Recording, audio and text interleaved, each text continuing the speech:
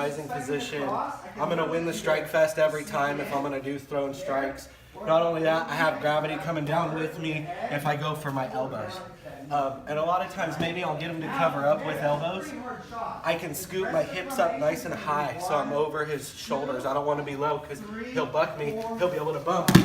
And now we're playing the guard game where in MMA and striking, it's pretty even. He's actually got more of an advantage because he can pin me down. This is the most aggressive defense position is guard. Let's go back to mount. Mount is the second highest position, I think, in the hierarchy of combat. I think having flips in and on the back is the #1 position. So no elbows to get to the top of the mount, so I'm up over his shoulders, because now if he bucks while I'm over his shoulders, it's much less for me. Now I'm going to attack whichever arm is on top, and I'm going to start with a key lock. Since this one's on top, I'm going to bring it down.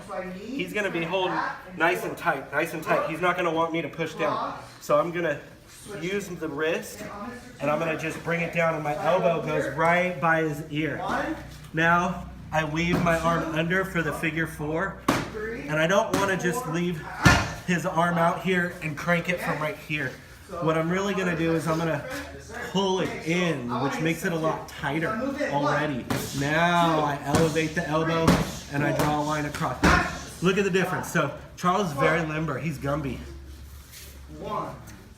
Okay, I got it way out here.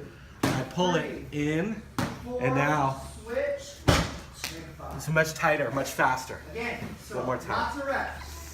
So, get up to the mount. I go for the top.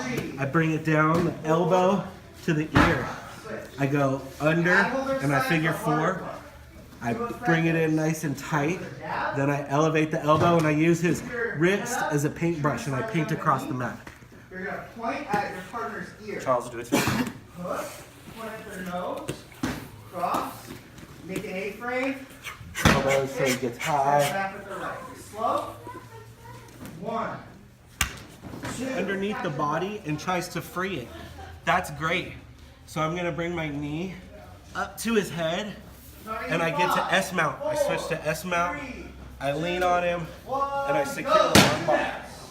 Because he went to go reach for it. He made a fatal mistake. I'm baiting him with everything. Here. And when I'm right here, I don't want to try it and bring it down from the outside of the head. I want to come straight down because he's going to be resisting a lot.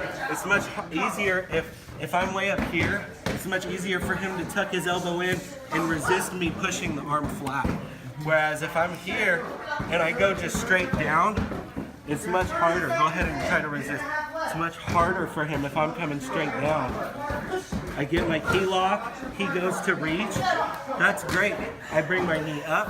I switch my leg around. And I've already got the arm trapped. Here. I grip the second arm because I don't want him reaching for a weapon. If I don't have the second arm, he can reach in and get a weapon. Because, oh no. And that's how you kill jiu-jitsu with a weapon. Any questions? Good enough. I'll say you write that on the board. Just remember, you got a weapon. Gotta have the weapon. All right, cool. With a partner. 1, 2.